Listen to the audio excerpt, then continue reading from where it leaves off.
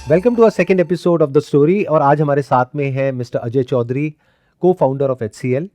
इनकी जो स्टोरी है वो बहुत इंटरेस्टिंग होने वाली है, क्योंकि एक बहुत छोटे से शहर से निकल करके यहाँ तक आए हैं और इन्होंने बहुत कुछ अचीव किया है। तो I am sure there is lot to learn for you and for me. तो प्लीज़ सर, आप बताइए, एक बार शुरू से शुरू करते हैं कि आपकी जो जर्नी है वो कहाँ से शुरू होती है। तो जबलपुर से मेरी शुरू हुई कहानी। और मेरे फादर जो थे वो रिटायर हो गए, तो उन्होंने पहले लॉयर थे, क्रिमिनल लॉयर थे, तो फिर से उन्होंने प्रैक्टिस शुरू करी हाई कोर्ट में।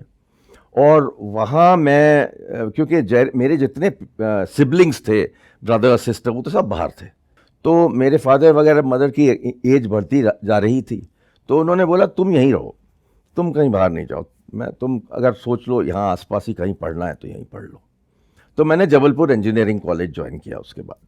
तो वहाँ से मेरी इंजीनियरिंग टेलीकॉम और इलेक्ट्रॉनिक्स में शुरू हुई। एक दिन मेरे भाई आए तो उन्होंने बोला कि देखो, इंजीनियरिंग तो तुम कर रहे हो, पर एक बहुत बढ़िया डायरेक्शन आप ज़िंदगी में ले सकते हो। तो मैंने कहा क्या है भाई। वो खुद सेल्स और मार्केटिंग में थे, तो उन्होंने बोला कि भाई तुम मार्केटिंग की तरफ ध्यान दो। तो मेरे को किताबें पढ़ने में बहुत मज़ा आता था, और ऊपर से इन्होंने मुझे सेल्स और मार्केटिंग की किताबें ये आपके कॉलेज के टाइम की बात, कॉलेज टाइम की जब आप थर्ड ईयर फोर्थ ईयर में रहे जी होंगे। जी। जब इंजीनियरिंग ख़त्म हो रही थी तो नौकरी मिलना तो बहुत मुश्किल था उन दिनों। I am talking about 71।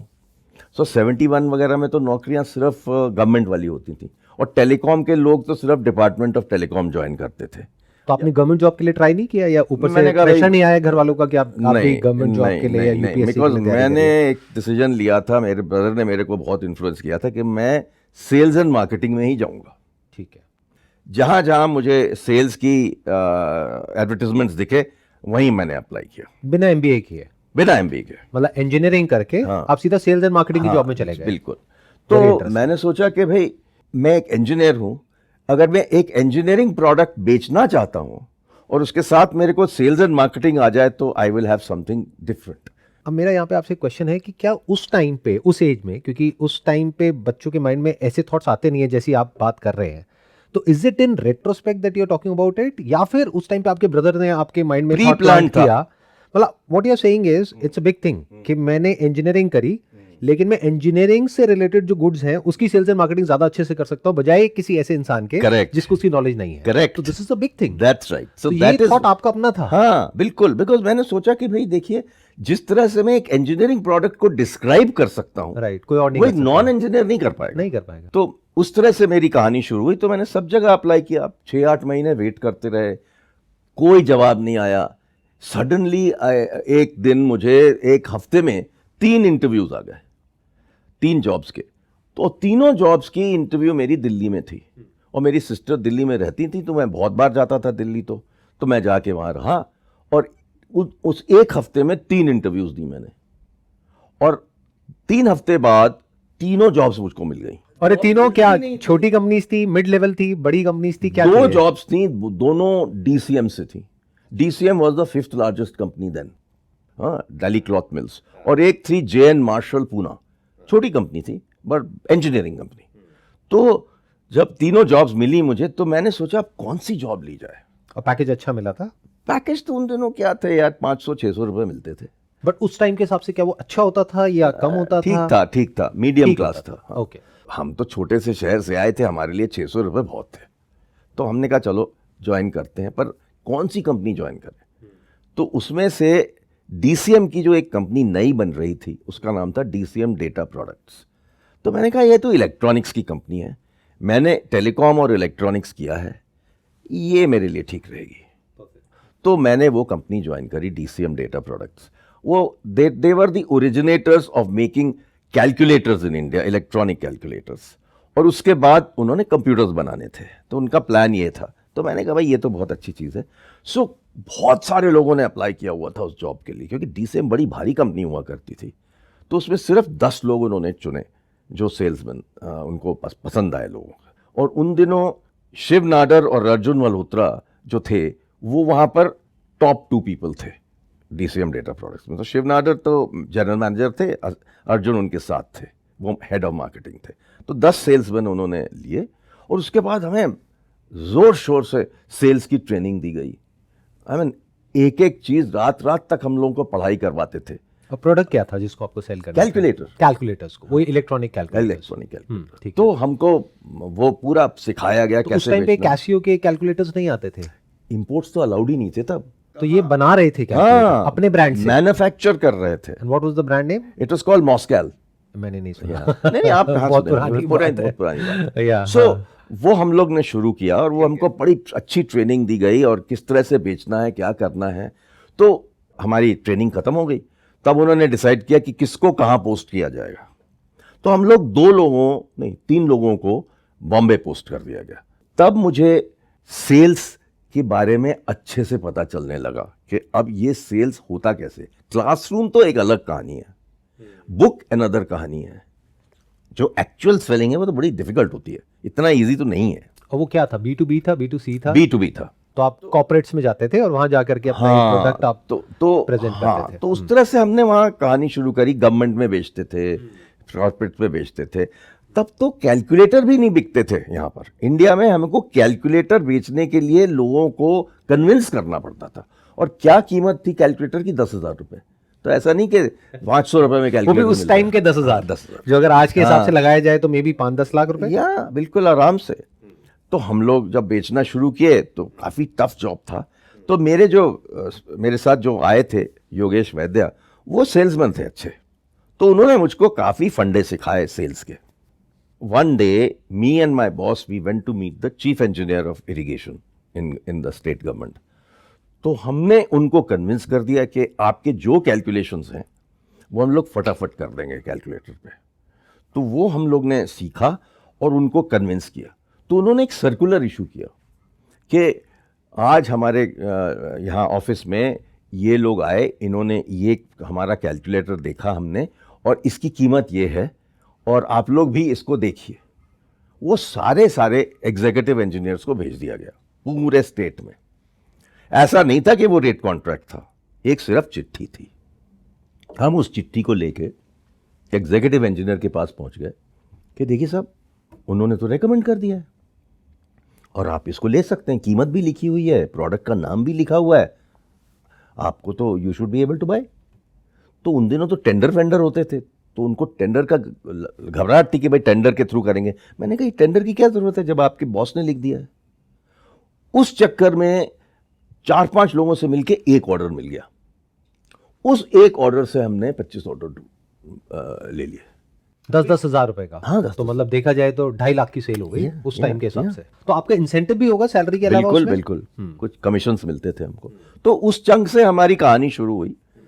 तो जब वहाँ 2-3 साल हो गए, 72 से 75 में हम लोग कैलकुलेटर की बिजनेस काफ़ी अच्छी बढ़ रही थी हमारी।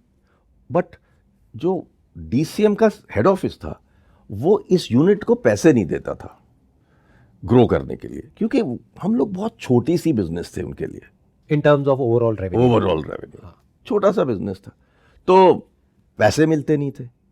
तो एक दिन फोन आया अर्जुन मल्होत्रा का कि भाई कैश फ्लो का तो बहुत बुरा प्रॉब्लम है, हमारे पास कैश है ही नहीं, सैलरी भी नहीं पे कर सकते हम, इतना बुरा हाल है।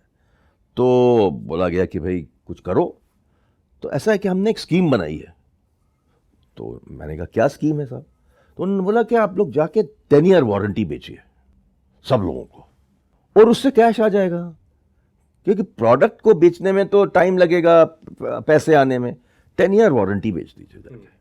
तो उन्होंने एक कैंपेन बनाया और उसमें कैंपेन में एक बच्चे को बिठा दिया और वो एक लॉकेट था उसमें, उसके ऊपर बोला कि ये 10 ईयर वारंटी है, देखिए बच्चों को भी कैसे आप संभाल सकते हैं। तो बड़ा बढ़िया कैंपेन बना और हम लोग जाके 30-40 लोगों को जाके 10 ईयर कैंपेन बेच दिया। उससे हमें कुछ कैश फ्लो मिल गया। फिर जब कैश फ्लो की और प्रॉब्लम बढ़ती गई तो एक दिन हम लोग कॉन्फ्रेंस में पहुंचे दिल्ली। तो अर्जुन और शिव ने बोला कि देखिए ये सब तो चल नहीं रहा हमारा काम यहाँ पर, कि लोग पैसे वैसे देते नहीं हैं, हमें कुछ अपना खुद करना चाहिए, क्या करना चाहिए। तो उन्होंने बोला कि देखो भाई ऐसा है कि इंडिया में कंप्यूटर्स बहुत ही कम है और पॉपुलेशन इतनी बड़ी है, तो कुछ हमें करना चाहिए उसके बारे में। तो फिर हम लोग ने सब ने बैठ के डिसाइड किया, हम लोग 15-20 लोग थे कि भाई कंप्यूटर बनाएंगे इंडिया में। और उस टाइम माइक्रो प्रोसेसर आ ही रहा था इंडिया में, वर्ल्ड में माइक्रो प्रोसेसर उसके पास होता ही नहीं था। और उन दिनों क्या था कि IBM के बड़े बड़े कंप्यूटर इंडिया में आते थे और वो पुराने ढंग के थे, सब रिफर्बिश्ड 1401, वो कार्ड पंचिंग करके एंट्री होती थी उन दिनों। तो हमने सोचा कि इसको रिप्लेस करके एक माइक्रो प्रोसेसर के बेस पे कंप्यूटर बनाया जाए। 15-20 लोग थे हम, करीब 10 लोग एग्री हो गए कि हम लोग ज्वाइन करेंगे। तो जब फाइनल बात हुई तो 6 लोग तो भाग गए। वो होता ही है। और हम लोग 4 लोग बचे, और 2 शिव और अर्जुन प्लस 4, 6 लोग। ठीक है। तो हम लोग 6 ने बोला चलो कंपनी शुरू करते हैं।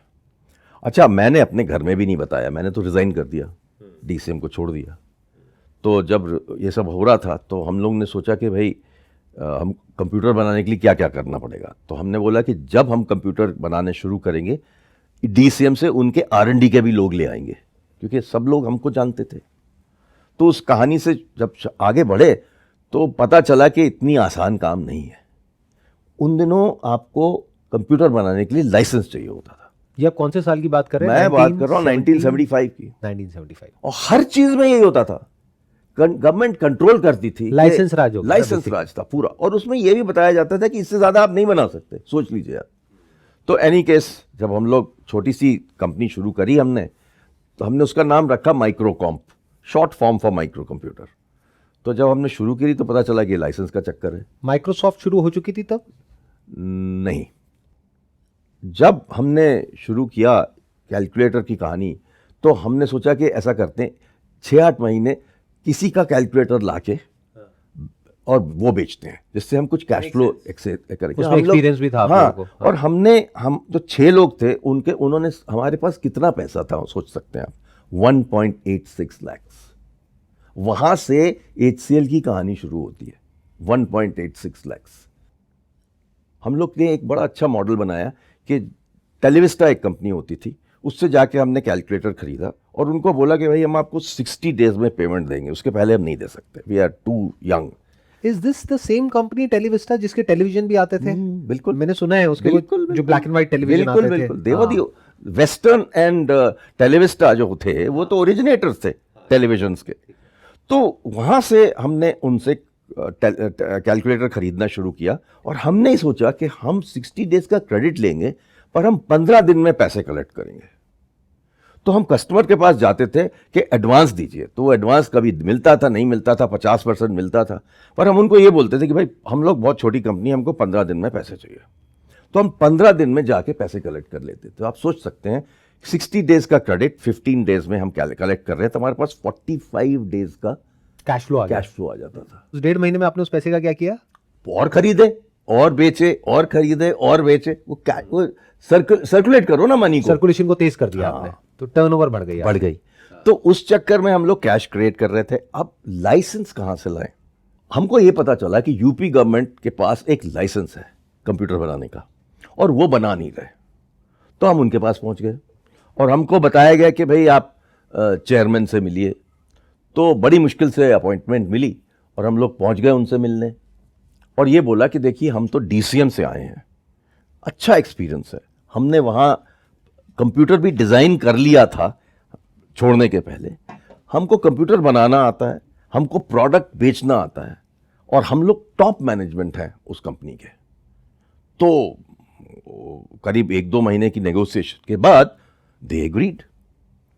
सो वी सेड के देखिए हम 26% इक्विटी दे देते हैं आपको अपनी कंपनी में और आप उसके अगेंस्ट हमें लाइसेंस दे दीजिए।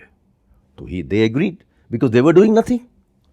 फिर हमने बोला कि हमको तो नाम ऐसा रखना चाहिए कंपनी का जो बड़ा क्रिटिकल होता है जिंदगी में।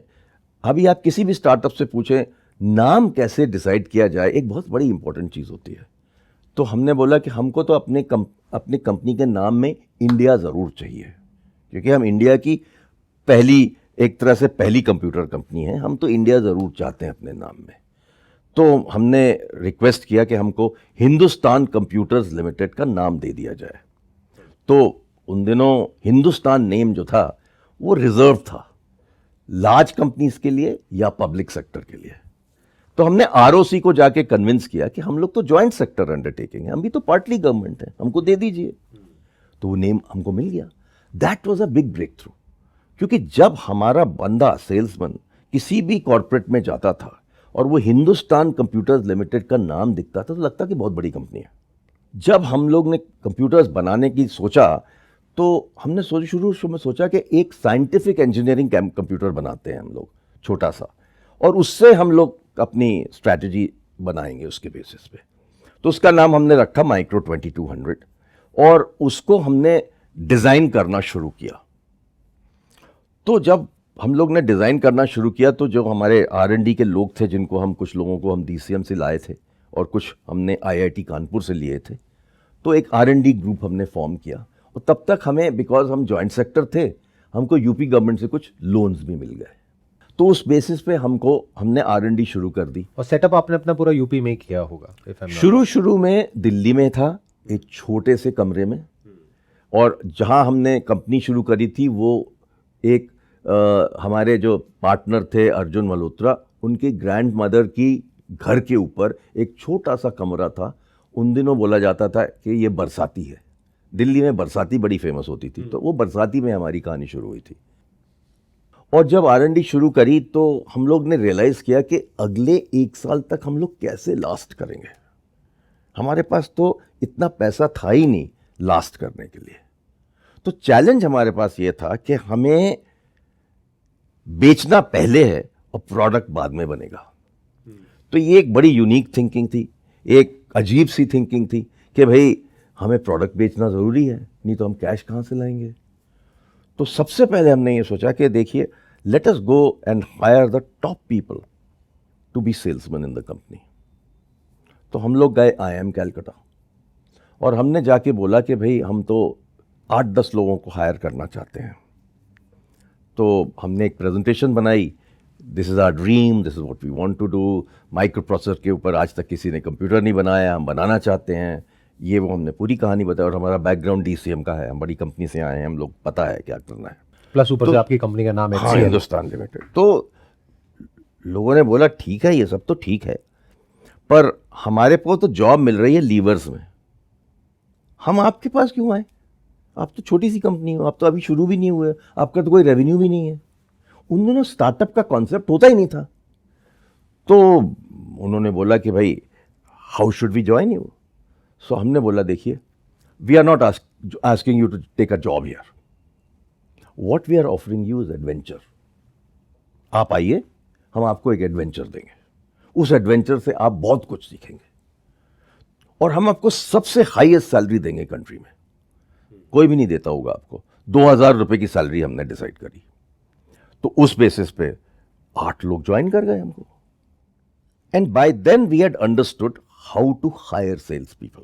ये हमें DCM में सिखाया गया था। DCM ने एक कॉन्सेप्ट यूज किया था, वो है मैक्लेलैंड्स थ्योरी फ्रॉम हार्वर्ड। तो वहां मैक्लेलैंड्स थ्योरी में ये होता है कि आपके 3 तरह की नीड्स होते हैं। एक आपकी नीड फॉर अचीवमेंट है, दूसरा है नीड फॉर पावर, तीसरा है नीड फॉर एफिलिएशन। तो when you come to us for a job, we actually ask you to write a story. तो आपको 3-4 स्टोरीज लिखने को हम लोग बोलते हैं, एक फोटो दिखा देते हैं कि ये फोटो देखिए, इसके ऊपर एक स्टोरी लिखिए। तो वो स्टोरी लिखता है बंदा। उस स्टोरी से हम लोग वर्ड्स पिकअप कर करके पता कर लेते थे कि इसकी नीड क्या है। हमें उस तरह का बंदा चाहिए था जिसकी नीड फॉर अचीवमेंट हो। हमें नीड फॉर पावर वाले बंदे को नहीं चाहिए था, नीड फॉर एफिलिएशन नहीं चाहिए था। क्यों नहीं चाहिए था? एफिलिएशन बंदा जाएगा, आपको दोस्त बना लेगा, कस्टमर को, दोस्ती के बाद वो ऑर्डर नहीं मांगेगा, कोई फायदा नहीं है। और जो पावर वाला बंदा है वो बोलता है मेरे को सब कुछ पता है, वहाँ ईगो क्लैश हो जाएगा, वहाँ ईगो बाकियों के क्लैश हो साथ। जाएगा। तो वो कोई भी नहीं चाहिए। हमें तो नीड फॉर अचीवमेंट वाला बंदा चाहिए, जिसको अचीवमेंट बहुत जरूरी है उसके लिए, जो हंग्री है, हंग्री है अंदर से, right, you know, hunger in the stomach. तो अगर कोई ये सीखना चाहता है कि ये कैसे पता किया जाए कि वो इंसान इन तीनों में से किस कैटेगरी में है, तो इज देयर अ बुक जो आप रिकमेंड कर सकते हैं? मेरे को बुक के बारे में तो कुछ पता नहीं है, बट मेरे एक या कोई थ्योरी है, उसका कोई नाम है? मैक्लेलैंड्स थ्योरी बोला जाता है, हाँ, मैक्लेलैंड्स थ्योरी। तो जिसको समझना है वो पढ़ सकता है और समझ सकता है कि वो क्या है। उसके बाद हमने उनको बहुत डेडली ट्रेनिंग दी। उनको ये सिखाया गया कि एक ब्रोशर के ऊपर प्रोडक्ट कैसे बेचा जाए। अब आप सोच सकते हैं, this is very very audacious. How many people in the world would have sold a product with a brochure? I don't know if any. तो हमने बहुत सुंदर ब्रोशर बनाया जिसमें हमने जो प्रोडक्ट था वो कैसा दिखेगा हमने इमेजिन किया, और उसकी ड्राइंग बना के फिर फोटो बना के उसके हमने एक ब्रोशर आप जब ये बनाया। सब बोल रहे हो ना, मेरे माइंड में कुछ रियल एस्टेट डेवलपर्स आ रहे हैं। बिल्डिंग कैसे होगी? वो जो जिस तरीके से आजकल दिखाते नहीं है कि पूरा एक विजुअलाइजेशन दिखाते हैं अपने ब्रोशर में कि ऐसे होगा, हाँ, ऐसे होगा, ऐसे बिल्कुल। होगा, तो एक पूरी पिक्चर क्रिएट हो जाती है। बिल्कुल। तो आपने भी बेसिकली एक पूरी की पूरी पिक्चर क्रिएट कर दी उस ब्रोशर के थ्रू, बिल्कुल। और फिर उनको ट्रेनिंग दी। तो it was a very tough job. तो मेरे एक पार्टनर ने बोला कि देखो अजय, मैं पहला बेचूंगा। मैंने कहा ठीक है। तो अर्जुन मल्होत्रा चले गए अपने अल्मा मेटर IIT खड़गपुर चले गए। वो वहाँ सारे प्रोफेसर इनको जानते थे क्योंकि ये तो जाने पहचाने थे, क्योंकि इन्होंने एक तो कॉलेज में बहुत अच्छे से गोल्ड मेडल लिया हुआ था, ऊपर से बड़े अच्छे स्पोर्ट्समैन भी थे। तो वो प्रोफेसर के पास गए और he appeal to him, and sir कि देखिए साहब, हमने अभी कंपनी शुरू करी है, हमको तो एक ऑर्डर चाहिए आपसे। तो करते करते वो एक ऑर्डर खींच के ले आए। जब उन्होंने एक ऑर्डर निकाला, हमारे सारे सेल्समैन को कंट्री में ये ऑर्डर की कॉपी भेज दी गई और बोला हर IIT में जाके बेचो। वो रेफरेंस बन गया, तो प्राइस बन गई, प्रोडक्ट बन गया, सब कुछ बन मतलब गया। एक सक्सेस स्टोरी मिल गई, एक तरह से टेस्टिमोनियल मिल गया। हाँ। तो ऐसा है कि एक चीज हमने सीखी बड़ी जल्दी कि गवर्नमेंट में टेंडर के बेसिस पे आप नहीं बेच सकते, क्योंकि अगर टेंडर के चक्कर में पड़ोगे तो 3 महीने निकल जाएंगे, 4 महीने निकल जाएंगे। तो हमने सोचा कि ऐसा करते हैं, हमने जाके एक चीज पता करी कि अगर आपका प्रोडक्ट प्रोप्राइटरी है तो आप अपनी तरफ से एक प्रोप्राइटरी आर्टिकल सर्टिफिकेट बना के दे सकते हैं, और गवर्नमेंट रूल्स में ही अलाउड है। तो ये हमने एक ब्रेक थ्रू ढूंढा, और उस प्रोप्राइटरी आर्टिकल सर्टिफिकेट के बेसिस पे हमने सारी जगह पे प्रोडक्ट बेचा। तो टेंडर की जरूरत ही नहीं पड़ी। आज तक अगर आप गवर्नमेंट में बेचना चाहते हैं और आपका प्रोडक्ट यूनिक है, आप प्रोप्राइटरी आर्टिकल सर्टिफिकेट पे बेच सकते हैं। मैं आज तक अपने छोटे छोटे जो स्टार्टअप्स हैं उनको ये बताता हूं कि अगर वो B2B बेच रहे हैं और गवर्नमेंट में जा रहे हैं और प्रोडक्ट यूनिक है, मैं उनको बोलता हूं आप प्रोप्राइटरी आर्टिकल सर्टिफिकेट पे ऑर्डर लेके मतलब आइए। उसके लिए आप ये कह रहे हैं किसी पेटेंट की जरूरत नहीं है, पेटेंट रजिस्टर कराने कुछ की जरूरत नहीं है। आपको ये बताना है कि आपका प्रोडक्ट यूनिक है और इसका इक्विवेलेंट इंडिया में है ही नहीं। बट उसको ऑथेंटिकेट कौन करेगा उस बात को? हम सर्टिफाई कर। अच्छा, हम खुद ही सर्टिफाई कर रहे हैं। हाँ। तो उसके बेसिस पे उन्होंने ऑर्डर निकाला था। अब यह है कि मैं मद्रास में था, जब मैं प्रोफेसर्स के पास पहुंचा IIT मद्रास में, उनको बताया कि ये हुआ, बात करते करते करते हमने बेच दिए 6 कंप्यूटर बेच दिए मैंने। और प्राइस पॉइंट क्या था उसका? प्राइस पॉइंट था करीब 4.5 लाख, 3.5-4 लाख। 4.5 लाख जी जी जी का एक कंप्यूटर जी जी जी उस टाइम पे? उन टाइम पे। और कितना पैसा आपने कलेक्ट कर लिया इस तरीके से? और मुझे तो एक्चुअली याद नहीं Near है, about. बट कुछ 50 लाख होगा, कुछ ऐसा। उस टाइम पे आपने 50 लाख रुपए कलेक्ट कर लिया, लेकिन अभी तक कंप्यूटर तैयार बना नहीं था, हुआ। तो बन रहा था। तो आप सोच सकते हैं कि किस तरह से हमने जाके प्रोडक्ट बनाया और डिलीवर किया। कहानी होते होते ऐसी पहुंची कि 25 मार्च हमारे प्रोडक्शन शुरू हो चुकी थी दिल्ली में। नोएडा में हमने जाके फैक्ट्री बनाई 25 मार्च 1976। 1977। तो हमारी जो फैक्ट्री बन चुकी थी, प्रोडक्शन शुरू हो गया था। फैक्ट्री क्या थी? एक शेड था छोटा सा। हमारे को प्रोडक्ट सारे, जब मैं मद्रास में था तो मेरे को प्रोडक्ट 28 को मिला और 31 लास्ट डेट थी। अगर 31 को मैं डिलीवर नहीं कर पाता तो सारे ऑर्डर कैंसिल हो जाते, क्योंकि गवर्नमेंट की तो फाइनेंशियल ईयर खत्म हो जाता है, तो उनके पास तो पैसे ही नहीं रहते, और उन्होंने कमिट किया हुआ था कि लेना है। और सॉफ्टवेयर कहां से आया उसमें? सब कुछ तो हमने हार्डवेयर लिखा, हो गया ना? सब कुछ हमने लिखा। तो उस टाइम पे ऑपरेटिंग आपने सिस्टम भी हमारा था, किसी और का सॉफ्टवेयर यूज नहीं किया, नहीं अपना खुद का सॉफ्टवेयर अलाउड ही बनाया? नहीं था, इंपोर्ट कुछ भी नहीं अलाउड था। तो सॉफ्टवेयर लिखने वाले कौन थे? हम लोग के R&D में लोग थे। हार्डवेयर वाला हार्डवेयर बनाता था, सॉफ्टवेयर वाला सॉफ्टवेयर बनाता था, और फिर इंटीग्रेट करते थे हम इसको। तो उन दिनों तो बिल्कुल हमें सारा का सारा काम यहीं करना पड़ता था। तो जब हमारा ये साइंटिफिक कंप्यूटर सक्सेसफुल हो गया तो हमने सोचा अब एक कमर्शियल कंप्यूटर बनाते हैं। तो हमने पूरा जो ऑपरेटिंग सिस्टम बनाया वो कमर्शियल के लिए बनाया, और उसके ऊपर जो हमने इंटरप्रेटर भी बनाया, वो बेसिक लैंग्वेज होती थी उसके ऊपर बनाया हमने। सब कुछ हमारा था। पूरा का पूरा design of hardware, design of software, integration, सब कुछ हमारा। इस पूरी प्रोसेस में कितना टाइम लगा ये कॉमर्शियल कंप्यूटर बनाने में? करीब 1 साल। और जो ये साइंटिफिक कंप्यूटर था इसको भी बनाने में नियर अबाउट इतना टाइम हाँ, लगा? उतना ही एक time, साल। इतना ही साल। बट ये जो कॉमर्शियल कंप्यूटर आपने बनाया इसके लिए आपको कैश फ्लो की दिक्कत नहीं आई होगी, क्योंकि कैश फ्लो वहां से आ चुका था आपके आ पास चुका में। था और वहाँ पे धीरे margin धीरे, अच्छा था। हाँ, धीरे धीरे शुरू हो गई थी कहानी। और फिर हमें लोन्स भी और मिलने लगे, क्योंकि अब लोन बड़ा इजी हो गया। हमारे रनिंग कंपनी है ना, अगर आपके पास रेवेन्यू नहीं है तो आपको कौन लोन देगा? तो एनी केस उस तरह से हमारी कहानी शुरू हुई। हमने 8C करके हमारा पहला कंप्यूटर बना। और आपको मैं ये बताना चाहूंगा कि जब 8C बना तो वो इंडिया का ही फर्स्ट एक तरह से कंप्यूटर नहीं था, वो वर्ल्ड में नंबर 1 नंबर 2 था। When it was being released there was a Janata government in the country. उस time George Fernandes industry minister होते थे। उन्होंने एक बड़ा बढ़िया डिसीजन लिया। उन्होंने ये डिसीजन लिया कि कोई भी ग्लोबल कंपनी इंडिया में अपना काम नहीं कर सकती जब तक वो लोकलाइज नहीं हो जाते। उन्होंने बोला कि आप अपना इक्विटी डाइल्यूट करिए और पब्लिक को दे दीजिए। आपकी इक्विटी 50% से कम होनी चाहिए। तो both IBM and Coca Cola did not agree and they left the country. तो जब हमने IBM के प्रोडक्ट को स्टडी किया तो हमें पता चला कि एक चीज हमें अपने प्रोडक्ट में जरूर ऐड करनी चाहिए। वो ये कि जो उन दिनों एंट्री होती थी डेटा की, वो ऑफलाइन होती थी, ऑनलाइन नहीं होती थी। तो IBM का जो कंप्यूटर था उसमें पेपर कार्ड्स होते थे और उनको पहले आपको एंट्री करनी पड़ती थी। फिर वो कार्ड्स का स्टैक लेके आप जाइए IBM 1401 में और तब वो प्रोसेस होता था। तो डेटा एंट्री के बहुत सारे लोग होते थे हर ऑफिस में, 10, 15, 20 लोग जो सिर्फ डेटा एंट्री कर रहे हैं।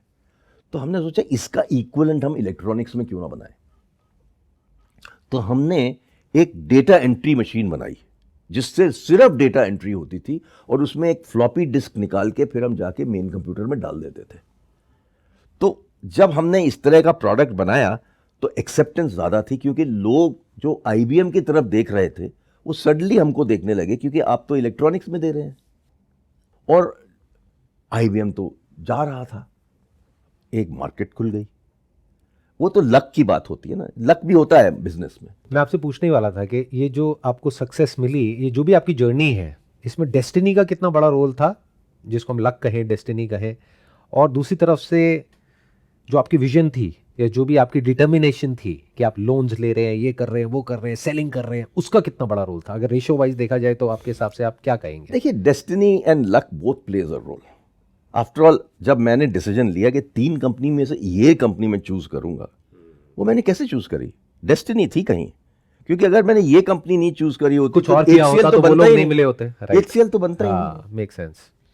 सो इस तरह से होता है। अब IBM जा रहा था, हमारी मार्केट खुल गई, हमने काफी अच्छे से बेचना शुरू कर दिया और 8C बड़ा सक्सेसफुल हो गया। तो उस तरह से हमारा कहानी आगे बढ़ती गई।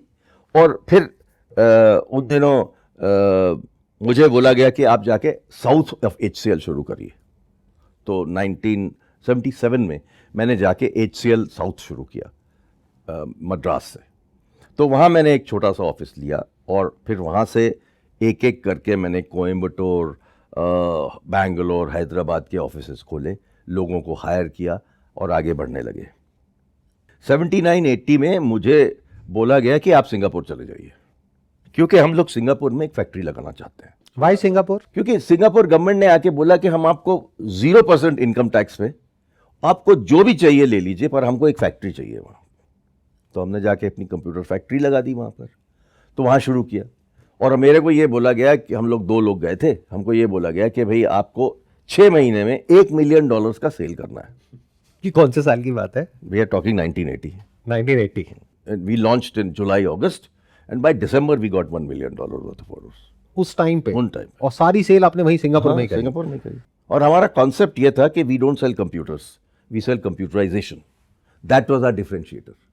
तो हमारा जो पूरा कैंपेन था, एडवर्टाइजिंग थी, इस बेसिस पे होती थी कि we don't sell computers, we sell computerisation. और हम वहां से जाके जो सिस्टम स्टडी करते थे, सॉफ्टवेयर जो भी लोगों को चाहिए होता था, उसके डिटेल्स हम मद्रास भेजते थे। हमारी एक सॉफ्टवेयर फैक्ट्री बनी मद्रास में। सॉफ्टवेयर फैक्ट्री हमने 1980 में बनाई, टीसीएस के पहले बनाई और इन्फोसिस के पहले बनाई। और ये जो आपने सॉफ्टवेयर फैक्ट्री बनाई, इसमें कितने लोग काम करते थे? करीब 15-20 लोग थे। वही पूरे वो सॉफ्टवेयर्स को जो भी उसका बेसिक अडेप्टेशन हो गया या कस्टमाइजेशन हो गया, जो भी वो सारा customize- उन्होंने कर दिया। तो और वो करके उस टाइम पे फ्लॉपी डिस्क होती floppy होगी, disk वो उन्होंने वहां से पोस्ट से कुरियर करी और रास्ते में खराब हो जाती थी क्योंकि मैग्नेटिक थी, तो कभी कभी स्क्रीनिंग में खराब हो जाती थी तो फिर से वापस भेजनी पड़ती थी। उन दोनों कम्युनिकेशन तो होता ही नहीं था।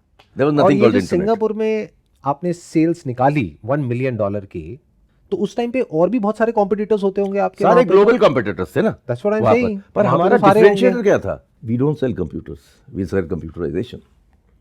उस बेसिस पे हमने बेचा। तो हम लोगों को जो कि बोलते थे, आपको मैं हार्डवेयर भी दूंगा, सॉफ्टवेयर भी दूंगा, ट्रेनिंग भी दूंगा, लोग भी दूंगा। I will put 2 people with you to run your computer till you learn how to use a computer. Kind of ये प्रोडक्ट प्लस सर्विस का मॉडल हो गया, काइंड ऑफ एक तरह से पूरा सोल्यूशन दिया हमने, पूरा कंप्लीट सोल्यूशन हो complete गया। solution। वेरी तो उससे हमारी काफी अच्छी सेल हुई। वहां से हमने सिंगापुर में कहानी शुरू करी। यहां पर हमारे इंडिया में बढ़ता गया बिजनेस, एक के बाद नए नए प्रोडक्ट्स आते गए और बड़े सक्सेसफुल हुए। बट ये सब B2B में चल रहा था, सब B2B। अभी तक B2C में आप नहीं B2C आए। हम लोग आए ही नहीं अभी तक। B2C हम लेट 80s 90s में आए। तो B2B में हमारा ये चल रहा था और 10 years in from the start to 1986 we were number 1 computer company in India. 10 years. Parallelly मैं सिंगापुर में चला रहा था, हम लोग वहाँ पर बेच रहे थे। फिर धीरे धीरे हमने मलेशिया चले गए, थाईलैंड चले गए, इंडोनेशिया चले गए, चाइना चले गए और पैरेलली हमने उसका लाइसेंस लिया इंडिया में मैन्युफैक्चर करने का, क्योंकि इंपोर्ट्स तो अलाउड नहीं थे। तो हमने एक लाइसेंस लिया कि हम इसको इंडिया में भी मैन्युफैक्चर करेंगे। तो जब हम चाइना पहुंचे तो हमको अगेन सोल्यूशन बेचना था, तो अपोलो लिया, फिर उससे हमने 10-15 सॉफ्टवेयर प्रोडक्ट्स को हमने साइन अप किया और जाके सोल्यूशन बेचते थे हम। तो उन दिनों सब कुछ गवर्नमेंट होता था चाइना में, तो या तो एजुकेशन रिसर्च इंस्टीट्यूट होती थी या गवर्नमेंट होता था, और तो प्राइवेट तो कुछ था ही नहीं। तो वहाँ जाके हम लोग को बेचना पड़ता था। तो अजीब अजीब से मेरे एक्सपीरियंसेस हैं कि किस तरह से चाइनीज़ लोग आपसे प्रोडक्ट खरीदते हैं, किस तरह नेगोशिएट करते हैं। बहुत पेनफुल नेगोशिएशन होती है, पर वो सीख लिया हमने किस तरह से। और उससे हमको एक चीज़ बहुत अच्छी पता चली कि दूसरी कंट्रीज में क्या हो रहा है। It became like a window to the world. Singapore became a window to the world for us. आपने उधर जाने का नहीं सोचा? Europe, US? नहीं, बिकॉज वो hyper competitive that is too competitive. तो फिर यहाँ सारी शुरू करी। हार्डवेयर से हम लोग सिस्टम इंटीग्रेशन में घुसे, अलग अलग हमने बिजनेसेस ढूंढे, करीब 8-10 न्यू बिजनेसेस भी हमने क्रिएट किए वहाँ। और उसके बाद जब इंडिया में तो बहुत ग्रोथ हो रही थी, तो मेरे को बोला गया कि भाई आप अब इंडिया वापस आ जाइए, क्योंकि इंडिया बहुत बड़ा बन रहा है, आप सिंगापुर को अब छोड़ दीजिए और 2 लोग सिंगापुर में रह जाएंगे, आप आ जाइए वापस। और बाकी तो हमारी वहाँ टीम बन गई थी 20-30 लोगों की। तो मेरे को इंडिया वापस आना पड़ा। 1989 I came back to India. India में मेरे को सबसे पहले कैट कैम का बिजनेस बोला गया कि आप शुरू करिए, तो वो मैंने उसको बढ़ाया, क्योंकि वो तो मैंने ही शुरू किया था सिंगापुर में, तो मुझे उसके बारे में सब कुछ पता था।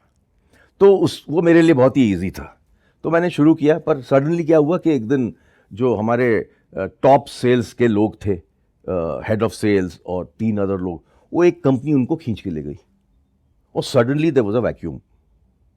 तो फिर मुझे ओवरनाइट बोला गया कि आप ये you run the business for computers, all sales in the country you run. It was a great challenge because I was in a manner new to the country, क्योंकि 9 years I was away to Singapore. तो any case हमने सीख लिया और वहां से हमने computer बेचना शुरू किया। तो that story took off from there. Then one thing happened in 1990 which is very unique. कि 1990 में we didn't have foreign exchange. Country had no foreign exchange. Only 1 week's foreign exchange was left. तो वो जो components हम लोग import करते थे computer बनाने के लिए, वो आ नहीं रहे थे। तो क्या किया जाए? तो हमने बड़ी मुश्किल से इधर उधर लोगों से बातचीत कर करके, फ्रेंड्स के थ्रू, इसके थ्रू LCs खुलवाए, बाहर से खुलवाए, कुछ किया। तब हमने डिसाइड किया भाई we can't be dependent on imports only, we must do some export. So what happened is that interesting things happened at that time. 89 we decided to go to America to sell computers. 89 because McKinsey wrote a report for us कि आपका जो product है India में वो world class product है, आप उसको America में जाके बेचिए। तो it's like taking coal to Newcastle. तो हम लोग ने जाके सिलिकॉन वैली में अपनी फैक्ट्री लगाई to make computers and sell them in America. First time anybody like any Indian had done something like this. तो हम पहुंच गए वहाँ बनाने के लिए, हमको बहुत अच्छे ऑर्डर्स भी मिल गए, पर हमारा एक प्रॉब्लम हुआ कि we were not FCC compliant. जो हमारा पावर सप्लाई था वो कंप्लायंट नहीं था अमेरिका में बेचने के लिए, वो हमें मैकिन्जी ने बताया ही नहीं था। तो हम फंस गए। अब हम लोग के पास ऑर्डर्स हैं, ओवरहेड्स हैं, फैक्ट्री है, कुछ बेच नहीं सकते। बट ये कंप्लायंस लेना कितना मुश्किल है? टाइम लगता है। और दूसरा एक पैरेलल चीज़ हुई, जो हमने सबसे बड़ा ऑर्डर वहाँ लिया था वो कंपनी बिक गई, तो वो ऑर्डर चला गया हमारा। तो now we were left with nothing, we didn't know what to do. So then what we did was that हमारे पास जो R&D के जो इंजीनियर्स थे, they were very very capable. They knew Unix better than any major company anywhere in the world, because we had done so much work and research on Unix. So we started planting them inside big companies like Hewlett Packard and others. And that became our body shopping strategy to turn from hardware to software. Because हमने loan लिया था ICICI से, हमको कुछ कमाना था, तो we started putting people inside R&D. And these fantastic R&D people actually still have patents from some of the work they did then those days. So इस तरह से हमने सॉफ्टवेयर में शिफ्ट किया। तो उस टाइम पे रिमोट वर्किंग का तो ऑप्शन ही नहीं होगा, कुछ नहीं तो था। आपने उन लोगों को वहीं बुलाया और वहां ऑन साइट उन लोगों को वहां पे आपने प्लांट किया और पर आवर बेसिस पे चार्ज किया। Correct correct. और उनको सैलरी पे करी। बिल्कुल। बट ऐसे में ये प्रॉब्लम आपको नहीं हुई कि उन लोगों ने जो केपेबल आपके लोग थे उनको तोड़ लिया और खुद ही डायरेक्टली अपने यहाँ पे ज्वाइन करवा लिया? उन दिनों इतना नहीं होता था, उसके बाद अगर आप 10-15 साल बाद देखें तो होने लगा, तब तक नहीं होता था। तो any case Americans used to pay on time, that was the good thing, and there was nothing like this those days कि they will hire our people. But later on we learn कि put it in the contract कि you can't hire our people. तब शुरू में तो हमको पता ही नहीं था। Anyway that's why our story for margin कितना होता था? इन द बहुत सेंस बढ़िया मार्जिन होता था। तो ये बिजनेस मॉडल उससे बेटर है देखा जाए तो, एक तरह से या जो आप सोच रहे थे। बिल्कुल बिल्कुल। तो वहां से हमने उसमें सॉफ्टवेयर का फिर भी बहुत कंपटीशन था हाँ हार्डवेयर में और सॉफ्टवेयर में, या क्योंकि तब तक माइक्रोसॉफ्ट भी आ चुका था, प्लस हार्डवेयर में IBM एक अपनी जगह बना चुका था यूएस में। बट इस स्पेस में या बहुत कम लोग थे, बहुत कम लोग थे। तो वो भी R&D टाइप लोग। We are not talking about normal software. Normal software जो होता है, एप्लीकेशन सॉफ्टवेयर बनाना फाइनेंस के लिए, अकाउंटिंग के लिए, इन्वेंट्री के लिए, वो बड़ा अलग होता है, जो इन्फोसिस वगैरह करते थे। हम लोग तो इंजीनियरिंग सॉफ्टवेयर कर रहे थे। तो we were the first in the country to go to do engineering software export. Parallel to that, in India, we were again very badly strapped for cash. Reason being? Because हम लोग import कुछ नहीं कर पा रहे थे। Components का बड़ा problem था। Because of that forex issue? Forex issue. It just so happened that Apollo, which we were manufacturing in India, was bought up by HP. Hewlett Packard ने खरीद लिया उस कंपनी को। तो जब उनके लोग इंडिया में आए, उनसे हम मिले, तो हमने बोला आप यहाँ खुद क्यों शुरू कर रहे हो सब कुछ? हम लोग के साथ जॉइंट वेंचर क्यों नहीं कर लेते? क्योंकि हम तो ऑलरेडी बेच रहे हैं, हमारे पास इतने ऑफिसेज हैं, सर्विसेज हैं, सॉफ्टवेयर के लोग हैं, आप क्यों यहाँ पर कंप्यूटर बनाना चाहते हो? We convinced them and we created HCL Hewlett Packard, a joint sector company. And that was in which year? 91. That was the time when imports were not allowed and we sort of survived with HCL Hewlett Packard.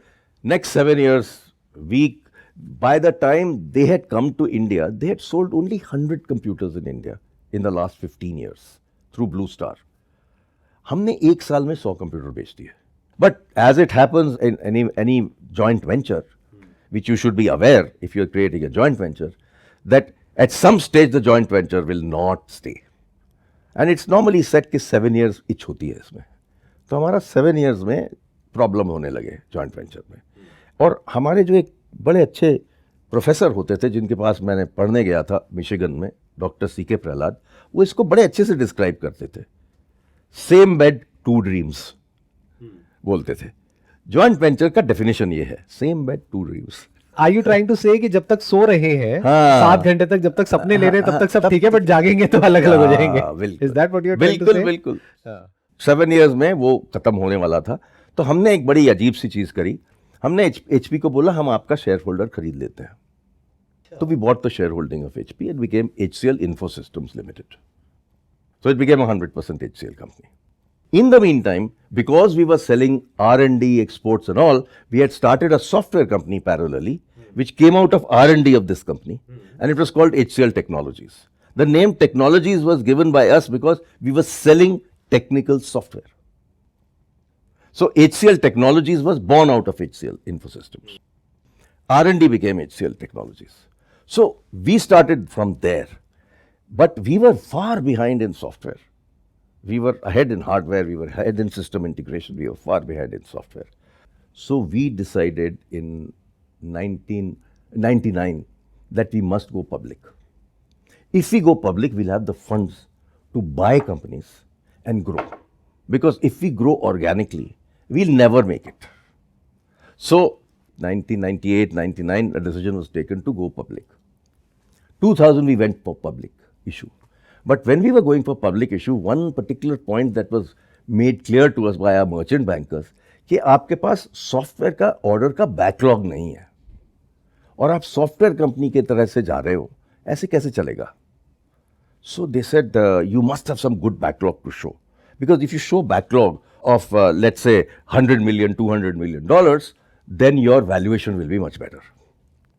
So the challenge was that how do we sell a couple of $100 million worth of software in 1 year? Got it. Again, a very audacious decision was taken. This is typical HCL. We do very audacious things. हमने जाके बोला लोगों को, customers को, prospects को कि if you give us a $75 million order, we'll give you equity of the company. आजकल तो आपने सुना होगा employee stock option. आपने कभी सुना है customer stock option?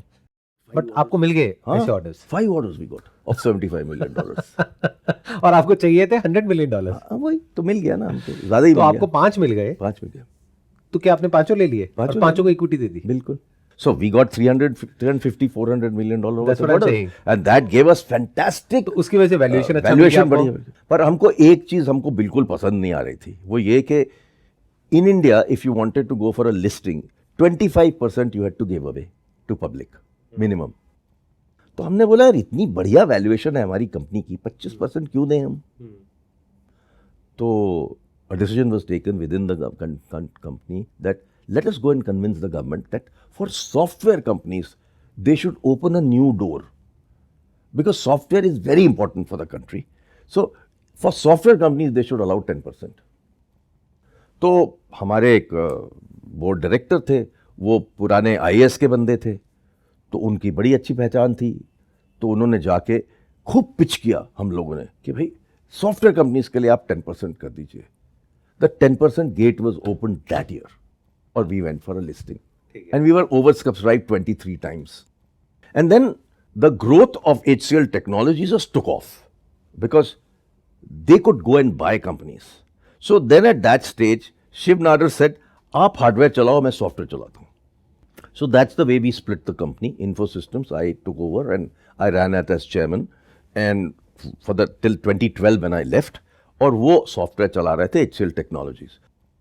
तो मैंने हार्डवेयर जब शुरू किया 400 करोड़ की कंपनी थी, जो मैं 12,000 करोड़ लेके गया. पर आपको एक चीज़ बताना चाहता हूँ कि उसके पहले मुझे मिशिगन भेजा गया पढ़ने के लिए कि थोड़ा आप पढ़ के आइए, आपने तो MBA तो किया नहीं हुआ, कुछ थोड़ा बहुत सीख लीजिए. तो बोला गया कि आप जाके एक कोर्स करिए मिशिगन में, शॉर्ट कोर्स करिए, उसमें डॉक्टर CK प्रहलाद पढ़ाते हैं. CK प्रहलाद वर्ल्ड के सबसे मेजर स्ट्रेटेजिस्ट माने जाते थे, बड़ी बड़ी कंपनियों के स्ट्रैटेजी बनाते थे, सोनी और ये सब की. तो उनके साथ हम पढ़ने गए. तो क्लास में उन्होंने एक बड़ी बढ़िया इक्वेशन समझाई हमें, उसका था A is greater than R. तो मैंने पूछा ये A is greater than R क्या होता है? तो A is stands for aspiration, R stands for resources. So उन्होंने बोला कि if you have the aspiration, resources will happen. That is the HCL स्टोरी. HCL started with 1.86 lakhs. Today is $13 billion. Can you imagine that with 1.86 lakhs, we created a $13 billion company? तो ये मैं सारे startups को बताना चाहता हूं कि resources are not important, aspiration होनी चाहिए. तो जब मैं अपनी बुक लिख रहा था पिछले साल, उसका नाम भी मैंने जस्ट एस्पायर रखा. और मैंने बोला अगर आपके पास एस्पिरेशन है तो आप कंपनीज बना सकते हैं और बड़ा बना सकते हैं।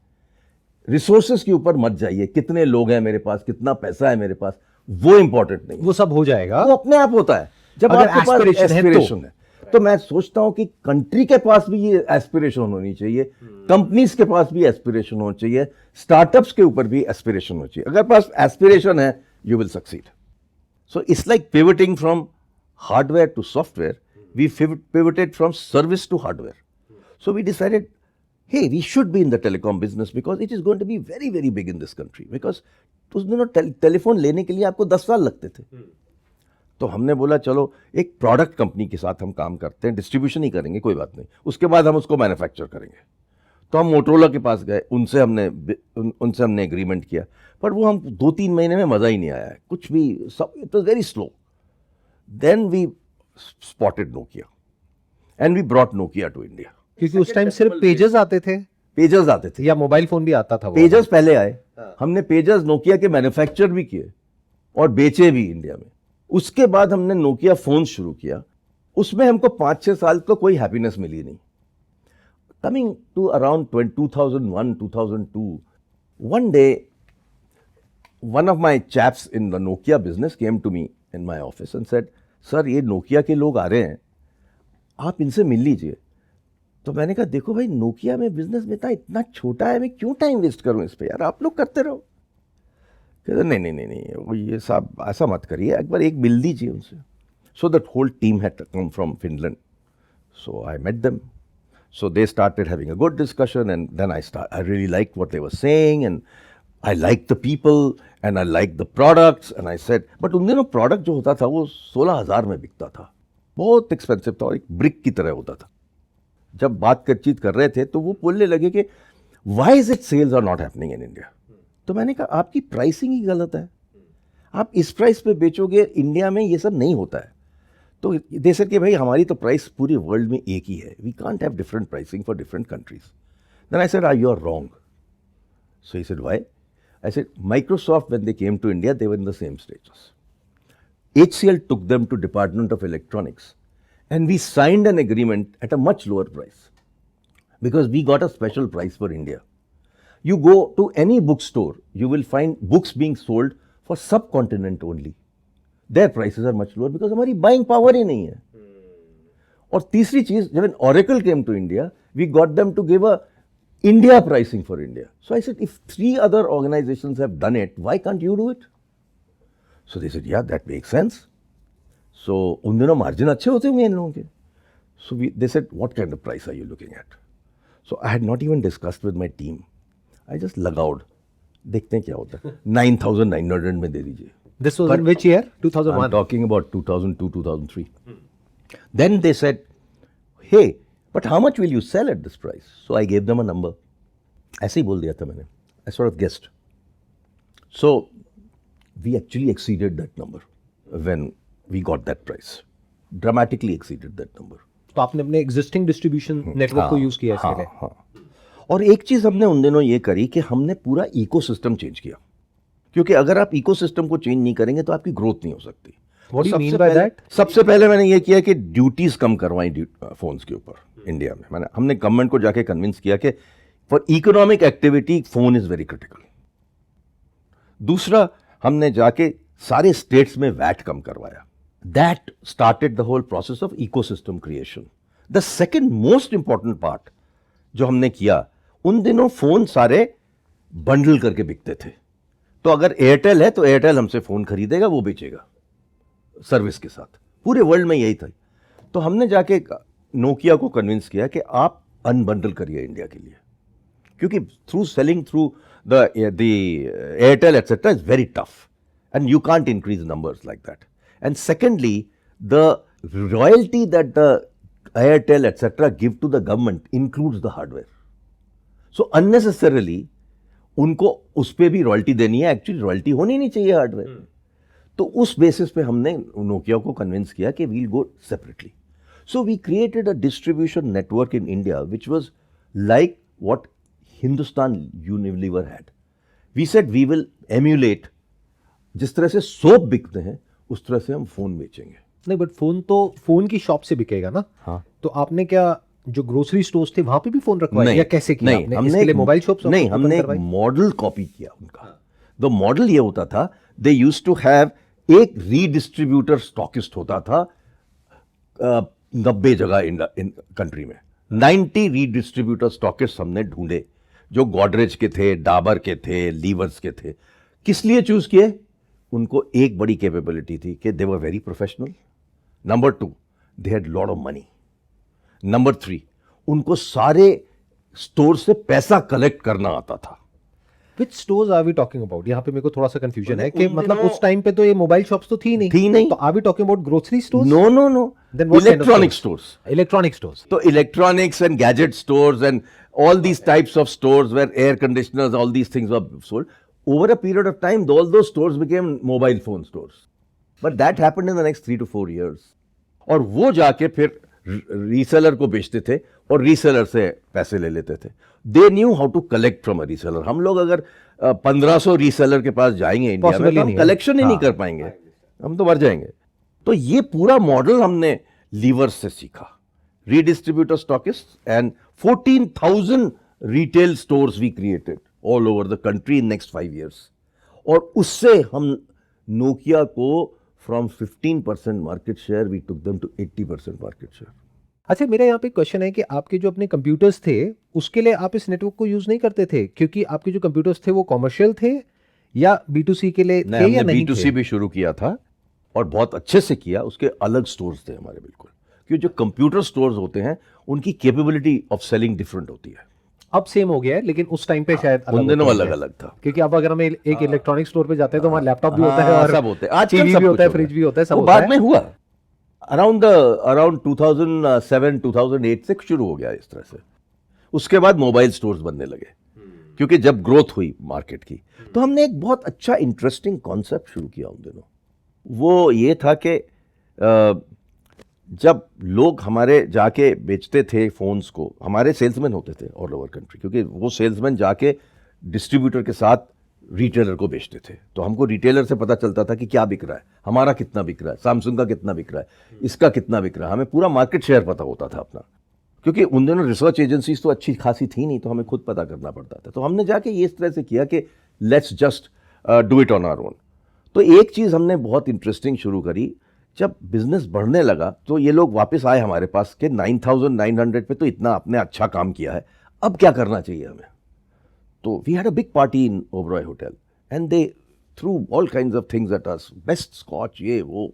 तो जब हम लोग ने 2-3 ड्रिंक पी ली तो हमको एक कमरे में ले गए और बोलते हैं कि भाई what next. So I said we done very well, why do you want to worry about it. He said no, how should we grow further. So I said, okay, if you really want to grow, they said, yes, 6,600 में चाहिए मुझे। Can you imagine, in the same day they agreed for 6,600, and that completely changed the market. Completely. Open up हो गई ना एकदम से, बिल्कुल market open हो गई। अब कोई भी ले सकता है, कोई भी ले सकता है।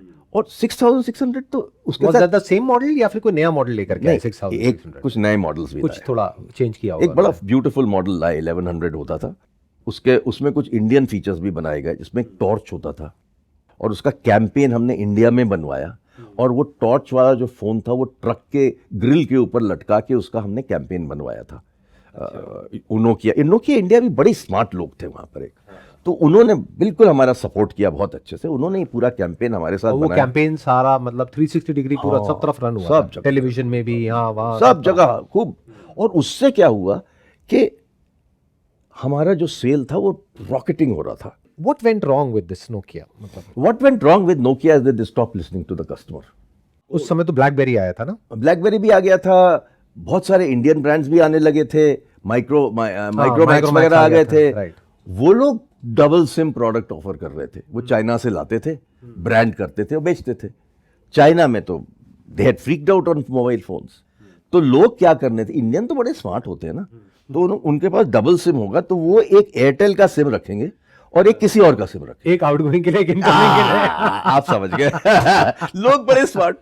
मैं भी उन्हीं लोगों में से एक हूं। तो इतने आसानी से लोगों ने कहानी शुरू करी। और जब हमने नोकिया को ये कहानी समझाई कि देखिए ये मार्केट है इंडिया की, आपको एक 2 सिम प्रोडक्ट चाहिए, तो वो नहीं तो उन्होंने नहीं था बनाया। उनके पास। उनके चेयरमैन आए, मैंने उनके पास स्पेशल मीटिंग करी है, मैंने बोला देखो अगर आप नहीं बना सकते तो हम डिज़ाइन करके देते हैं आपको, बिकॉज हमारे पास HCL टेक्नोलॉजी में हम लोग को डिज़ाइन करना तो आता था, हमने ऑलरेडी बहुत सारे प्रोडक्ट डिज़ाइन किए हुए थे, तो हमने कहा हम आपको डिज़ाइन करके देते हैं, डबल सिम प्रोडक्ट हम आपको देंगे।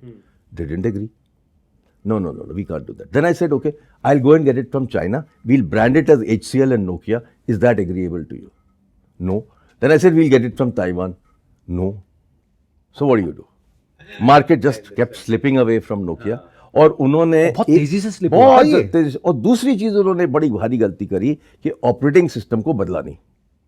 एंड्रॉयड आने लगा, एंड्रॉयड को उन्होंने अडॉप्ट नहीं किया, अपना ऑपरेटिंग सिस्टम चलाते रहे, और उस चक्कर में वो लोग बिल्कुल डूबने लगे। उसके बाद उन्होंने सबसे बड़ी गलती करी कि माइक्रोसॉफ्ट ऑपरेटिंग सिस्टम को ले लिया इंस्टेड ऑफ एंड्रॉयड। क्यों ले लिया? कि उनका जो नया CEO आया था वो एक्स माइक्रोसॉफ्ट था। उसके बाद वो कंपनी माइक्रोसॉफ्ट को बिक गई, और उसके बाद वो कंपनी खत्म हो गई। तो फिर then you were back to अपना computers HCL का and computers. computers. Then we started a huge system integration business, which is where you actually go to large government organizations and sell them a big solution. So each of these solutions were 200 crores, 500 crores, 1000 crores, 2000 crores. That On a range. turnkey basis. Turnkey basis. In the sense उसमें hardware भी है, software भी है, training भी है, सब कुछ R&D भी है, Yeah. उसको सिस्टम इंटीग्रेशन बिजनेस बोलते हैं। तो हमने जाके BSNL को, सबसे पहला हमारा ऑर्डर जो था वो 500 करोड़ का था, और वो BSNL को हमने बेचा जब उन्होंने पूरी कंट्री में इंटरनेट लगाया था। तो उसका पूरा का नेटवर्क हमने बनाया था।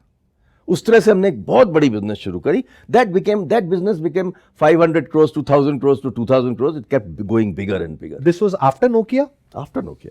Parallel to that, HCL Technologies में इन्होंने बहुत सारी कंपनीज खरीद ली थी, and they were growing and growing and growing and growing. HCL Technologies was really growing very fast. I think all the other IT companies were also growing. Everybody Like was growing. Infosys, हाँ, Wipro, everybody सभी was grow कर रहे थे। Yeah, सब लोग, पर उन्होंने they were growing very organically, हम लोग inorganically ग्रो कर रहे थे। तो हमने भी ऑर्गेनिकली काफी काम किया, टेक्नोलॉजी में हमने बहुत काम किया, इंफ्रास्ट्रक्चर बिजनेस हमने नई शुरू करी, उस तरह से हमने कहानी शुरू करी। HCL टेक्नोलॉजीज में भी नए डिफरेंशिएटेड बिजनेसेस बनाए। लाइक जिस तरह से हमने नेशनल स्टॉक एक्सचेंज का पूरा सिस्टम बनाया था इंडिया में, उसको जाके उससे हमने सीखा कैसे इंफ्रास्ट्रक्चर मैनेजमेंट किया जाता है।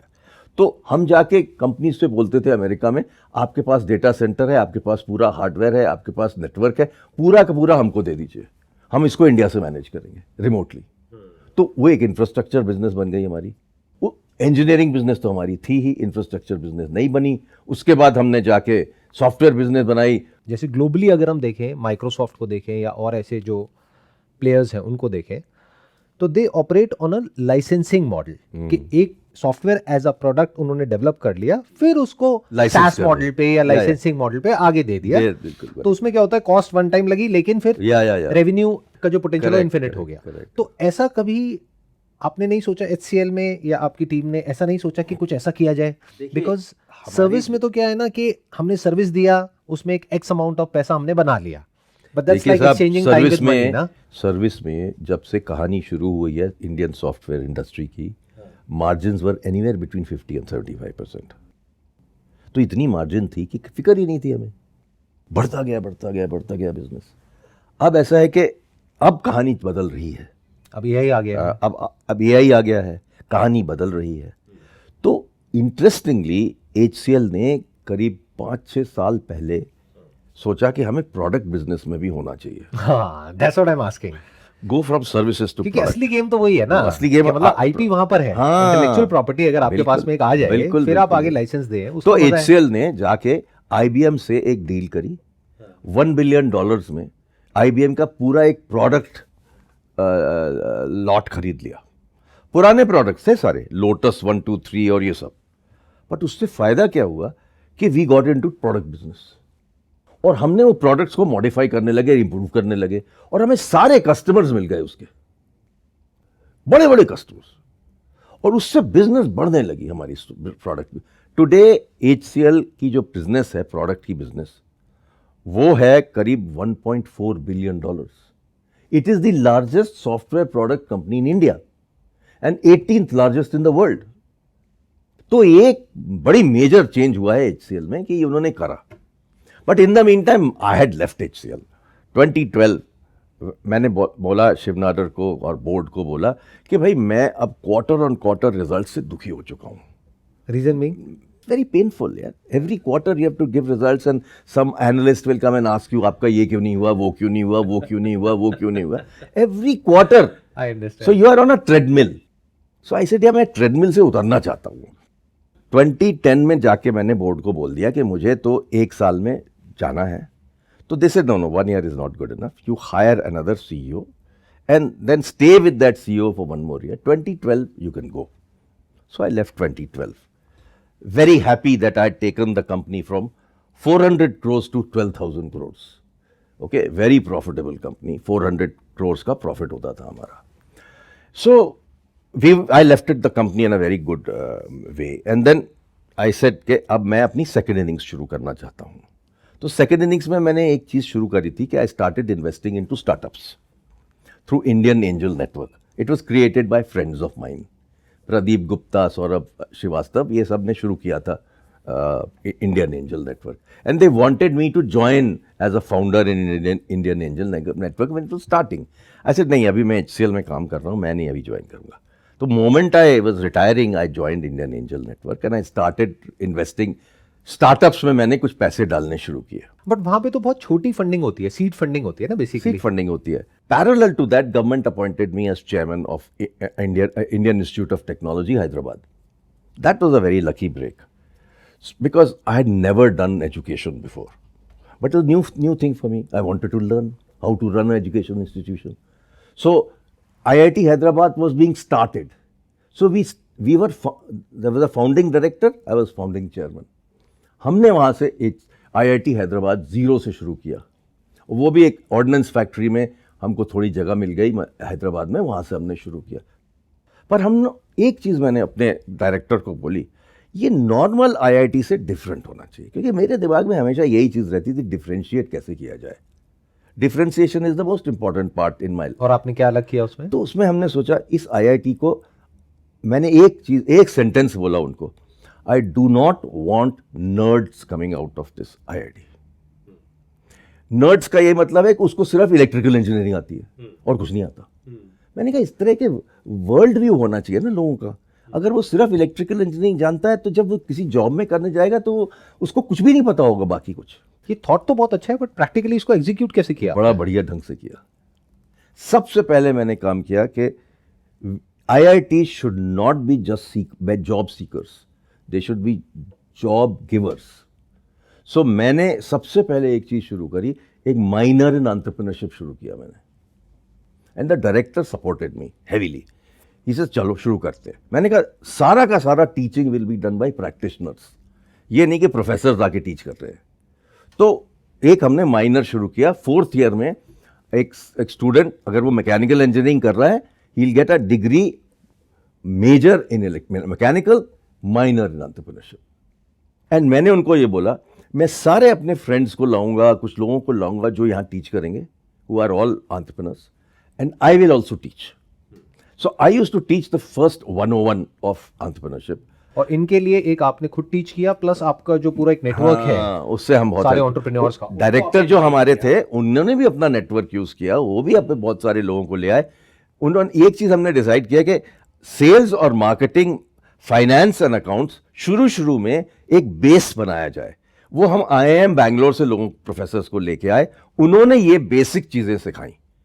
जब लोगों को accounting, finance, sales and marketing की फंडे पता चल गए, तब जाके हमने उनको एंटरप्रेन्योरशिप सिखाया. धीरे धीरे शिफ्ट आ रहा है एंटरप्रेन्योरशिप. देखिए अब लोगों को स्टार्टअप का वर्ड पता चल गया है, पैसे आने लगे हैं. All those things have happened. और पूरे इकोसिस्टम में VCs है और है एंजल इन्वेस्टर्स हैं. तो आपने कितनी कंपनीज में इन्वेस्ट किया होगा? 70 कंपनीज में आप इन्वेस्ट कर चुके हैं 2012 के बाद से अभी तक. Please correct me if I am wrong. मैंने जहां तक लोगों से बात करी है, जो भी इस तरह से इनिशियल स्टेज पे जो फंड करते हैं कंपनीज को, ऑलमोस्ट सबने यही बोला है कि इसमें पैसा बनाना इज नेक्स्ट टू इम्पॉसिबल. ना गलत बात है कि पैसा नहीं बनता है. मतलब अगर हम ओवरऑल कैलकुलेट करते हैं, माय क्वेश्चन इज कि जैसे आपने ओवरऑल एक एक्स अमाउंट इन्वेस्ट किया, अगर आप कैगर देखें तो वो कितना आ जाता है नियर अबाउट? मेरा 39% रिटर्न है since 2012. It is depends on the quality of companies you choose. It is the mentoring that you do. जो लोग एंजल इन्वेस्टिंग करते हैं अगर वो मेंटरिंग नहीं करेंगे ना तो कुछ नहीं होगा। But that is big that you talking about, क्योंकि मैंने जो सुना है, मतलब मेरे को जहां तक पता लगा है लोगों से, कि इतना आता नहीं है, 10-15% आता है मुश्किल से। ना अगर हम आता है, पूरा आता ओवरऑल है, देखते आता हैं है। हमारा तो एवरेज तो 39% आपका 39%, तो रूल ऑफ 72 को लगाएं तो नियर अबाउट आपने हर 2 साल में पैसा डबल कर दिया। बिल्कुल। तो अगर आपने 3.5 करोड़ लगाया, मेरे पास तो कई कंपनीज में 40x आया है, कई कंपनीज में 80x आया है, कम कंपनीज में 4x आया है, और करीब 25 कंपनी बंद हो गई हैं।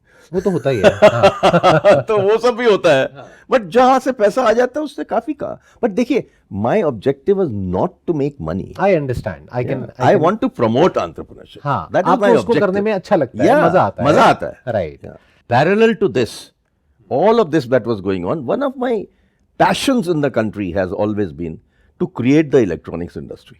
And I've been on many government boards, many committees to help the country start electronics because I was interested in electronics. I wrote many papers for the government. I was chairman of many committees for the government. Electronics never happened.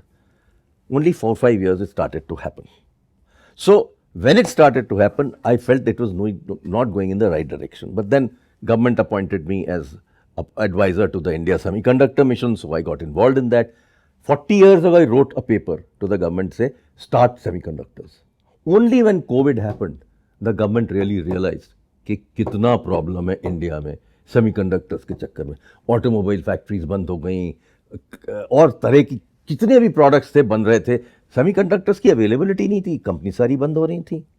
सो उस पर मैंने काफ़ी काम किया है। But parallel to that, like what you said in software, मेरा dream हमेशा एक ही रहा है, how do I make India a hardware product nation. And if you read my book, whenever you get the time, read my book. My last chapter is how to make India a hardware product nation. That was my dream. Because I said only services, and you rightly said in the beginning, कि अगर सिर्फ software services करते रहेंगे, product नहीं बनाएंगे, तो कैसे value addition आएगा इंडिया में। अगर आप देखिए सॉफ्टवेयर सर्विसेज में क्या हो रहा है, 50 से 70 से 50, 50 से 40, 40 से 30, 30 से 20% मार्जिन बन गया है। और अब एआई आ रहा है, और कंट्रीज भी आ गई, जो एक टाइम पे सिर्फ इंडिया होता था, अब और भी कंट्रीज आ गई हैं। बिल्कुल। But plus Indian software companies have done very, very well because they have innovated. They have actually added value to the customer. Without the customer knowing कि उनकी क्या नीड है, वो जाके बताते हैं कि ये आपकी नीड है, हम आपको इसको फिल कर सकते हैं, इससे आपकी प्रोडक्ट इंप्रूव हो जाएगा, इससे आपका मार्केटिंग इंप्रूव हो जाएगा। तो बहुत वैल्यू एडिशन किया है हमारी सॉफ्टवेयर कंपनीज ने। वो सिर्फ फालतू काम नहीं करती हैं, सिर्फ कोडिंग का काम नहीं, high value addition. Still there is headwinds to software, there is headwinds to all of our services company because of AI. Yes, आप इसको किस तरीके से देख रहे हैं? आपके कोडिंग की जरूरत स्टैंड पॉइंट से क्या होगा? कोडिंग की जरूरत ही नहीं है। तो फिर ये जो लाखों इंजीनियर्स हैं, सॉफ्टवेयर इंजीनियर्स, जरूरत नहीं है उनकी। अगर आप पूरी कंट्री में देखेंगे, services alone is what is powering the economy of this country. तो एक ब्रेकअवे ग्रुप बना, उसका नाम था आईस्पिरिट, बैंगलोर में बना। उन्होंने जाके India as a software product company का कॉन्सेप्ट शुरू किया और उन्होंने प्रमोट करना शुरू किया। और जो प्रोडक्ट बना पहला, वो सारा पब्लिक प्राइवेट पार्टनरशिप में बना, उसका नाम है डीपीआई। और वो प्रोडक्ट कहाँ यूज हो रहा है? यूपीआई। तो यूपीआई हमारा प्रोडक्ट है, अब हम चाहे तो और कंट्रीज को इसका लाइसेंस दे सकते हैं। ऑलरेडी 20 कंट्री में पहुंच गया है। More countries are taking it up. और उस पे भी टेक अ कट और रेवेन्यू शेयरिंग अरेंजमेंट कुछ ना कुछ होगा वहां पे। सो एक जमाना था जब मैं एक ड्राइंग रूम कॉन्वर्सेशन में जाता था इंडिया में, दिल्ली में, लोग पूछते थे आप लोग इतने बड़े हो सॉफ्टवेयर में, आप why don't we have a Google और अ माइक्रोसॉफ्ट। हमने बोला अब हमने डीपीआई बना लिया, world beating software, it's the only software of its kind in the world. UPI America is salivating to get, उनके पास इस तरह का प्रोडक्ट नहीं है। That too at such a level, जो वो हो रहा है, हाँ, वॉल्यूम आधार का वॉल्यूम देखिए आप, आधार से तो सब कुछ कहानी शुरू हुई ना। और इस सबके पीछे क्या कोई एक पर्टिकुलर कंपनी है जो ये सारा कुछ कर रही है, या फिर आईस्पिरिट ऑर्गेनाइजेशन ने किया सारा? पब्लिक प्राइवेट पार्टनरशिप है कोई? It is created by people who are well meaning, who do not want to make money, who want to make India as a product nation. And you are a part of that? I am friendly with all of them. And is it a big team of people? How many people are there? Initially started with 8-10 people. Now there are many people. They have about, I think 100-150 people. But More than that, it's a volunteer organization. So somebody like you who's got a day job, evening में जाके वो iSpirit के लिए काम करेगा. Many software product companies have got created with the help of iSpirit. You look at Zoho today. Zoho is a $1 billion company. It's a product company. I know. तो ये अगर ये प्रोडक्ट कंपनी का और ये जो आप बता रहे हैं एसोसिएशन, इसका भी कुछ कनेक्शन है? Yes, yes, yes. All these companies got born out of their ideas. They started telling people कि आप प्रोडक्ट बनाइए, सर्विस मत करिए. मुझे भी नहीं पता थी ये बात, अभी आप बता रहे हैं. I was aware of the Zoho कि नाउ ग्लोबली वो बहुत अच्छे से कर रहे हैं और कैसे साउथ इंडिया से वो शुरुआत हुई और it's a profitable company. Very profitable company. देखिए, products are sticky, services are not sticky. Services will go to the cheapest location. It was great meeting you sir, great talking to you. जाने से पहले अगर आप ये बता सकें कि अगले 20-25 साल में हमारी कंट्री को क्या करना चाहिए, जिस तरीके से वर्ल्ड वाइड ये जो एआई आया है जी और ये पेनिट्रेट हो रहा है, टेक में चेंजेस हो रहे हैं, you been there in this industry since such a long time, तो आपके हिसाब से अगले 20-25 साल में एज अ नेशन गवर्नमेंट को क्या करना चाहिए और as someone who is an entrepreneur running a company, a small startup और अ बिग कंपनी, उनको क्या करना चाहिए? देखिए, अगर हमको कंट्री को आगे ले जाना है तो हमें अगले 20-25 साल में R&D में इन्वेस्ट करना पड़ेगा. हमें प्रोडक्ट्स बनाने पड़ेंगे कंट्री में. जिस तरह से मैं इलेक्ट्रॉनिक प्रोडक्ट्स की बात कर रहा हूँ, सेमीकंडक्टर प्रोडक्ट्स बनाने पड़ेंगे, टेलीकॉम प्रोडक्ट्स बनाने पड़ेंगे. तो हम लोग ये सोच रहे हैं कि मेरी एक ग्रुप है, थिंक टैंक हम लोगों ने छोटा सा बनाया है, और हम लोग ये सोच रहे हैं how do we make India a product nation. हर चीज़ में हमें ये सर्विसेज के पीछे नहीं भागना है सिर्फ. Let the services grow. अगर आप देखें, हमारी जो 60% एक्सपोर्ट्स है वो सर्विसेज है. तो हमको प्रोडक्ट नेशन बनना चाहिए. उससे क्या है कि स्टिकीनेस आएगी, उससे हम हाई मार्जिन पे काम करेंगे, अपने प्रोडक्ट डिजाइन करेंगे, अपनी स्ट्रेंथ पे काम करेंगे. हमारी स्ट्रेंथ क्या है? हम इंजीनियर्स और साइंटिस्ट इतने सारे प्रोड्यूस करते हैं, उनको हमें ले जाके इंडिया में प्रोडक्ट डिजाइन करने हैं. तो जिस तरह से अगर आप देखें, एक तो मैंने बोला electronic products, semiconductor products, telecom products. You look at space technology. Space technology में हमारी बड़ी कैपेबिलिटी बन रही है. हमें स्पेस पे बहुत काम करना चाहिए. ड्रोन्स हैं, देखिए, 2-व्हीलर ईवीज है. तो इस तरह से हमने करीब 10-12 इस तरह के एरियाज देखे हैं जिसमें अगर इंडिया प्रोडक्ट कंट्री बनता है तो एक हम वैल्यू एडिशन करेंगे और ग्लोबल कंपनीज क्रिएट करेंगे इंडिया से. हम सिर्फ चाइना में हुए क्यों बनता है, इंडिया से हुए क्यों नहीं बनता, ये हमने सोचा है. तो हम इसके ऊपर बहुत काम कर रहे हैं. गवर्नमेंट इस पे हमको सपोर्ट कर रही है. हमने सारे लोगों गवर्नमेंट में बात करी है, मिनिस्टर से, ऑफिशियल से. और अब एक बहुत इंटरेस्टिंग चीज हो रही है कि गवर्नमेंट भी समझ रही है कि पब्लिक मनी प्राइवेट R&D में जानी चाहिए. Why can't we become the largest motor company in the world? Why can't we become the largest drone company in the world? बनाना है हमने. तो ये हमको सोच नई लानी है. इसलिए हम गवर्नमेंट से बात कर रहे हैं कि प्राइवेट, पब्लिक मनी प्राइवेट में डालनी चाहिए. इंटरेस्टिंग बात यह है कि इस बजट में 1 लाख करोड़ गवर्नमेंट ने इसके लिए एलोकेट कर दिया है. Under which head? It is called R&D. अनुसंधान के लिए 1 लाख करोड़ उन्होंने सैंक्शन किया है. It will go to private. So हमने जो कैंपेन शुरू किया था 1.5 साल पहले, उसका कुछ रिजल्ट दिख रहा है. अब इसको अप्लाई कैसे करेंगे ये देखना है. पर 1 लाख करोड़ उन्होंने लिखा है स्पेसिफिकली कि स्टार्टअप्स को जाएगा और प्राइवेट R&D में जाएगा. Thank you so much sir, यहाँ पर आने के लिए. It was pleasure meeting you, pleasure talking to you.